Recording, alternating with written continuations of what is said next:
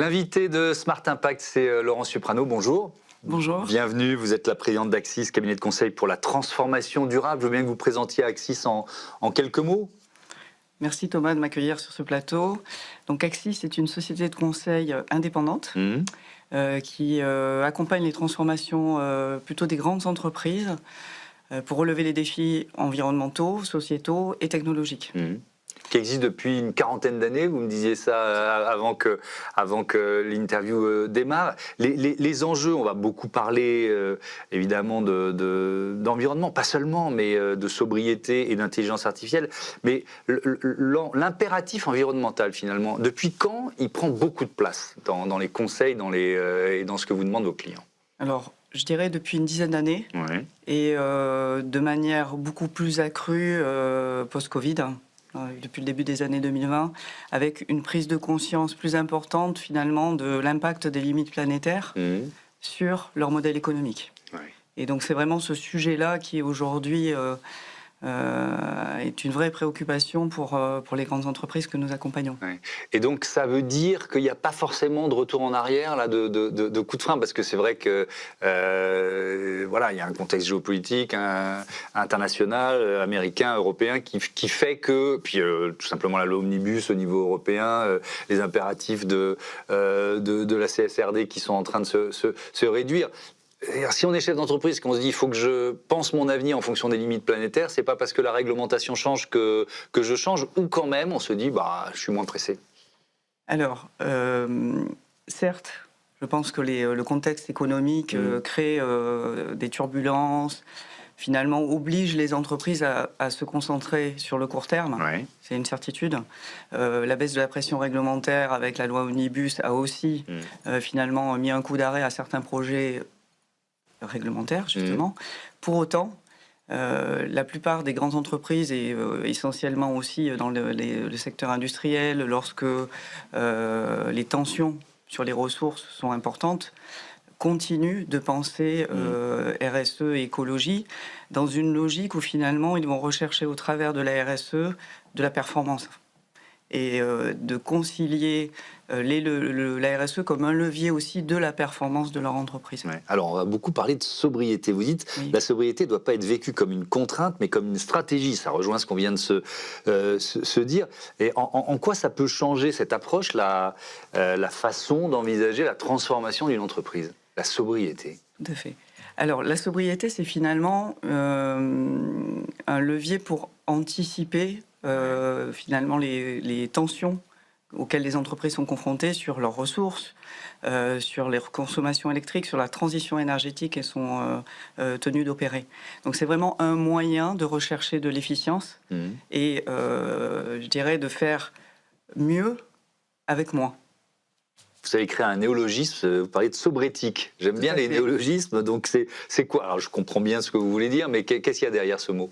Alors, il y a le fait de à la fois mêler sobriété, frugalité et aussi responsabilité. C'est-à-dire lorsqu'on va utiliser une technologie ou un levier pour se transformer, de concilier ces deux sujets, la capacité à rechercher une forme de frugalité tout en étant éthiquement responsable.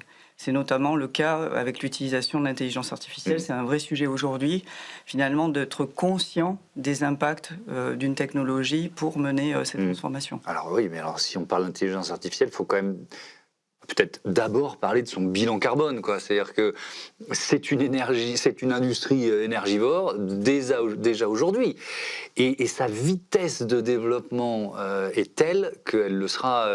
Enfin, j'ai même du mal à imaginer à quel point elle sera énergivore, l'intelligence artificielle. Alors c'est quand même un peu l'éléphant dans la pièce, quoi.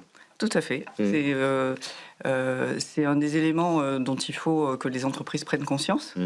À la fois dans l'utilisation et la croissance exponentielle de l'usage de l'IA. Aujourd'hui, ChatGPT, c'est plus de 800 millions d'utilisations hebdomadaires, donc ce qui est quand même énorme pour une technologie qui est née il y a moins de 3 ans.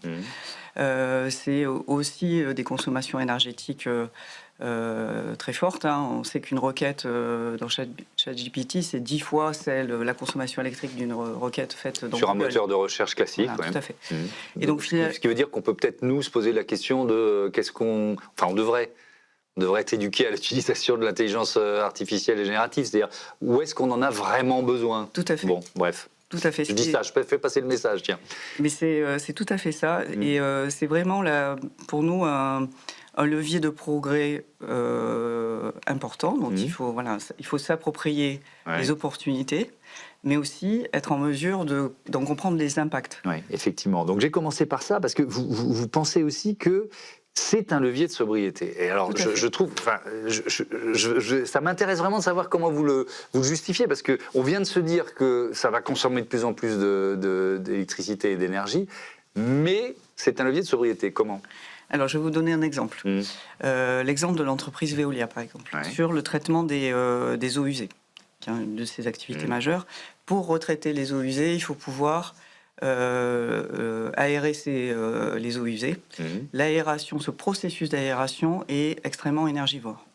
Et donc Veolia a mis en œuvre une intelligence artificielle qui permet de lancer ce processus d'aération des eaux au moment précis où les eaux arrivent en grande quantité et où l'énergie est la moins consommatrice.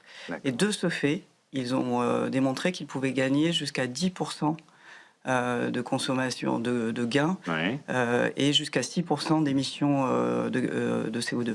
Donc ça, c'est grâce à l'IA. Grâce à l'IA. Et l'IA, dans tout ça, consomme, elle, moins de 1% des gains obtenus. Donc l'impact positif net est là, est bien réel. Et donc, c'est à chaque fois cette question de l'usage. Est-ce que l'IA va m'apporter, dans un rapport coût-bénéfice, plus de bénéfices que de coûts? Et quand on parle de bénéfices, je ne parle pas uniquement, bien sûr, de bénéfices économiques. C'est le bénéfice écologique, humain et éthique aussi. Et donc, c'est cette appréciation globale qui permet de dire, finalement, j'arrive à générer plus de sobriété en utilisant cette technologie plutôt qu'une autre. Ça veut dire que avant d'utiliser l'IA de manière massive, il faudrait à chaque fois, au cas par cas, se dire voilà comment on va utiliser et s'assurer qu'elle crée plus de bénéfices qu'elle ne génère de consommation d'énergie, si je comprends bien, ou d'effets négatifs, quoi. Sauf qu'on ne le fait pas pour l'instant. Alors, on le fait, ça dépend finalement des... Je caricature volontairement. Des stratégies. Je fais l'anti-IA primaire dans cette interview. Tout à fait. Mais tout est question aussi d'équilibre et de test. Souvent, les entreprises testent et éprouvent le concept, ce qu'on appelle un proof of concept, avant de se lancer, de passer à l'échelle. Et c'est via cette façon de faire que souvent on peut évaluer concrètement les gains et les coûts. Il y a beaucoup d'ailleurs de projets d'IA qui ne passent pas à l'échelle. Comment vous l'expliquez ? Et bien justement, c'est que finalement la capacité à mesurer les bénéfices que vont apporter les IA et surtout les IA génératives dans l'entreprise sont aujourd'hui encore très méconnues.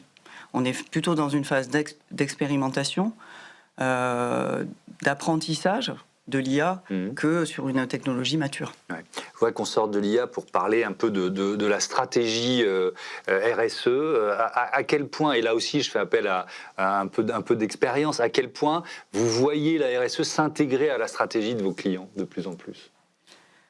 Alors, on le voit au travers de leur politique environnementale dans l'organisation.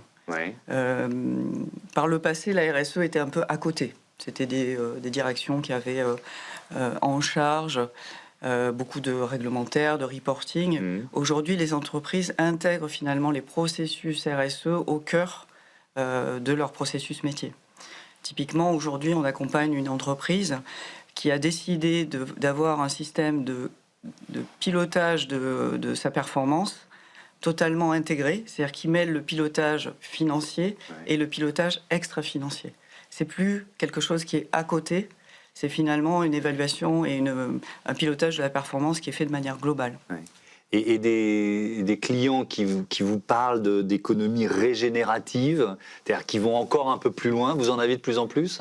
Alors aujourd'hui, on en a quelques-uns. Je dirais que c'est plus un cap et une ambition qu'une réalité généralisée sur le terrain. Les entreprises, on va dire, les plus matures sont plutôt à un stade contributif, c'est-à-dire qu'elles ont mis en place un système de pilotage de la performance globale, des systèmes de minimisation de leurs impacts au strict minimum. Aller vers le régénératif, c'est vouloir prendre soin du vivant. C'est encore une ambition plus importante et plus difficile à atteindre. Dernier mot sur la loi Omnibus, le retour en arrière européen, notamment sur la réglementation CSRD, le bilan extra-financier, qui a quand même un effet domino pour les cabinets de conseil qui sont dans une période où ils souffrent, peut-être les plus gros d'ailleurs. Est-ce que c'est votre cas ? Alors, on a quelques clients qui ont levé le pied sur la mise en place de la CSRD. Pour autant, ceux qui avaient engagé leur projet le mènent à terme. L'idée étant de pouvoir capitaliser sur le réglementaire pour justement grandir sur la partie écologique. Merci beaucoup Laurent Suprano et à bientôt sur Be Smart for Change. On passe tout de suite à notre débat, les aides à la rénovation des bâtiments en question.